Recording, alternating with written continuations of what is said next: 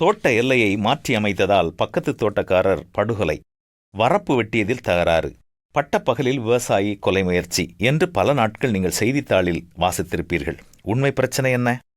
நாடுகளுக்கிடையேயும் அடிக்கடி இப்படிப்பட்ட யுத்தங்கள் நடைபெறுகின்றன. உண்மை பிரச்சனை என்ன? நான் இந்த உலகத்தில் வரும்போது எதையும் கொண்டு வரவில்லை, இந்த உலகத்திலிருந்து எதையுமே நான் கொண்டு போக முடியாது என்ற அடிப்படை அறிவு நமக்கு இல்லை. இதுதான் காரணம். ஒரு பட்டணத்திலே 2 வீடுகள் மிக பக்கம் பக்கமாக கட்டப்பட்டிருந்தன. வீட்டிற்கு வெள்ளை அடிக்கக்கூட மிகவும் கஷ்டப்பட வேண்டும். ஒரு வீட்டின் பின்வாசல் வழியும் அங்கேதான் இருக்கிறது. புதிதாக ஒருவர் பக்கத்து வீட்டை வாங்கினார். சில வருடங்களுக்கு பின் இடித்து கட்டும் பொழுது அடுத்த வீட்டிலிருந்து ஒருவர் வந்து, ஐயா, நீங்கள் வீட்டை இடித்து கட்டும்போது சற்று தள்ளி கட்ட முடியுமா என கேட்கின்றார்.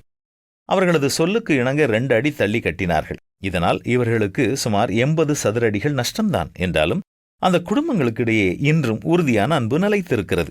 விட்டுக் கொடுப்போர் கெட்டுப்போவதில்லை, கெட்டுப்போவர் விட்டுக் கொடுப்பதில்லை என்பதுதான் ஒரு பழமொழி. மனிதர்களிடையே உண்மையான அன்பு உண்டாயிருக்குமானால் காவல்துறையோ நீதித்துறையோ நமக்கு தேவையே இல்லை.